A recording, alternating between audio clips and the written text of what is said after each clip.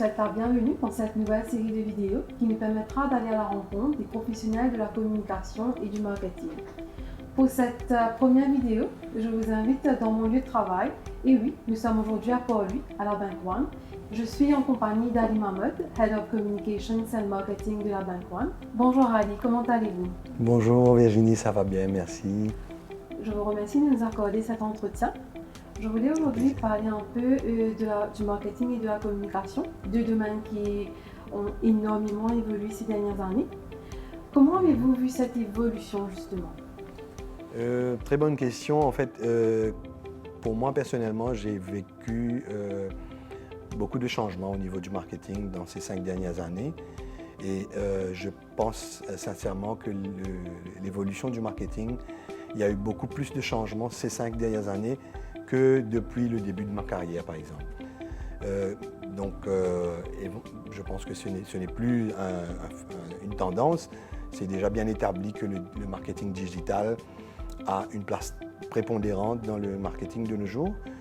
Je me rappelle en tant que marketeur, il y a une vingtaine d'années de cela, où les grosses sociétés se disaient il faut qu'on ait un site web parce qu'on est une société importante. Donc toute société qui se respecte devait avoir un site web. De nos jours, même la plus petite société, même un start-up a un site web. Et le site web constitue un élément clé dans la stratégie de marketing de n'importe quelle marque. Pareillement, il y a quelques années de cela à Maurice, on se disait oui, il faut avoir une page Facebook. C'est important d'être sur Facebook. Mais de nos jours, c'est quelque chose qui est normal, tout à fait normal pour toute marque d'avoir une présence sur Facebook. Pas juste sur Facebook, mais d'avoir une stratégie digitale. Si on se projette peut-être 10 ans en avant, je risque peut-être de choquer certains en disant que Facebook risque de ne pas être là dans 10 ans. Mais le marketing digital restera. Et moi, j'entrevois l'avenir du marketing comme étant... donc moi, je pense que ça va se développer beaucoup plus en devenant personnalisé. Donc le marketing sera plus personnalisé, plus contextuel et beaucoup plus digital dans sa forme. Je pense qu'il restera quand même un peu de marketing, par exemple en outdoor marketing, ça va toujours rester. Mais le composant digital sera l'élément principal du marketing. Et de nos jours, on parle aussi de marketing omnicanal. Donc, ce n'est pas juste le fait d'être digital, il faut que le message soit le même sur tous les canaux de communication, sur les plateformes digitales et en offline. Par exemple, une personne qui vient à la banque, qui demande un renseignement à un préposé, ensuite il va sur le site web, il doit pouvoir trouver l'information facilement. Il commence à faire une application pour l'ouverture d'un compte, allons dire, et puis quelqu'un il s'arrête, il a besoin de faire autre chose, après il le reprend sur son téléphone portable, il doit pouvoir le faire de manière seamless. Donc c'est un peu ça, pour moi, l'avenir du marketing dans 10 ans. Si on voit un peu ceux qui sont amateurs de science-fiction, par exemple comme Altered Carbon sur Netflix, ou bien peut-être si on fait un peu dans le classique Total Recall, il y a des exemples, on se projette déjà en avant comment le marketing va être dans le futur. Et je crois que les réalisateurs, les personnes qui ont écrit ces films ne sont pas totalement dans le faux. Le marketing va ressembler un petit peu à ça.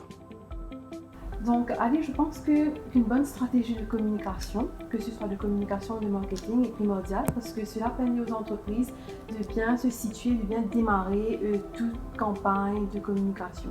Donc, pour vous, quel serait l'élément le plus important à prendre en considération dans une campagne, que ce soit de communication ou de marketing? Ça peut paraître tout bête, mais il faut bien définir l'objectif de la stratégie ou bien de la campagne. Quand je dis définir, il faut être très précis. Ce n'est pas juste un peu en l'air en disant ouais, on veut faire ça, mais il faut vraiment savoir le but qui est recherché. Je pense que n'importe quel spécialiste de la communication, c'est déjà ça. Une fois qu'on a défini l'objectif, il faut définir son audience, bien sûr, et puis par la suite, généralement dans les livres de communication, on dit, une fois qu'on a défini son audience, il faut écrire les stories.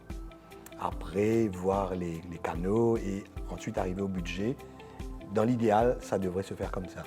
Mais dans la réalité, dans beaucoup de cas, on se retrouve à composer avec un budget qui est imposé. On vous dit, bah, tu as 1 million de roupies pour cette campagne, ou 100 000 roupies, ou 50 000 roupies.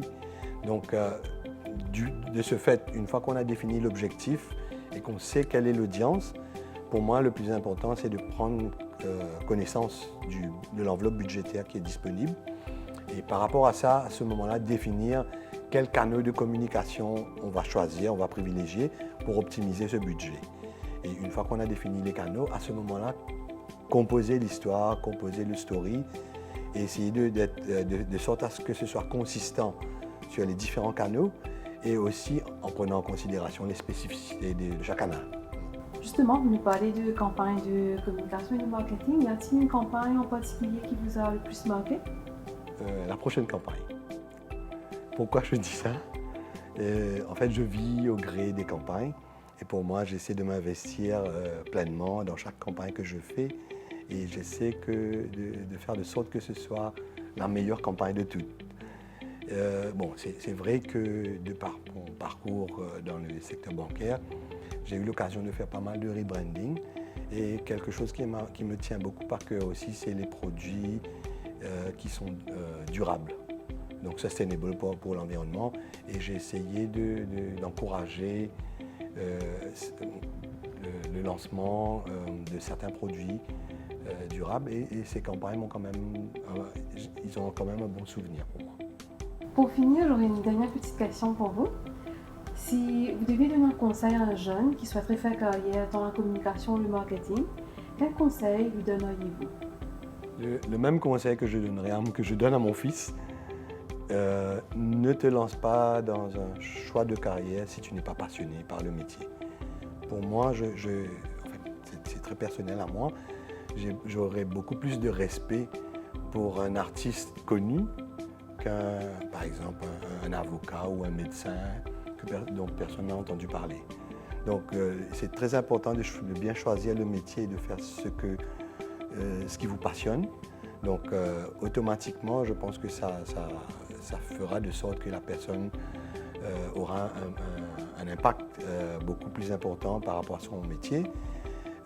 Maintenant, au niveau des caractéristiques des personnes qui sont dans le marketing, je pense qu'il y a un côté créatif, peut-être un sens de l'esthétique à en dire.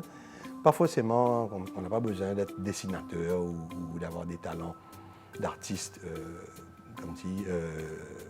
très très poussés, mais il faut vraiment avoir un sens de l'esthétique.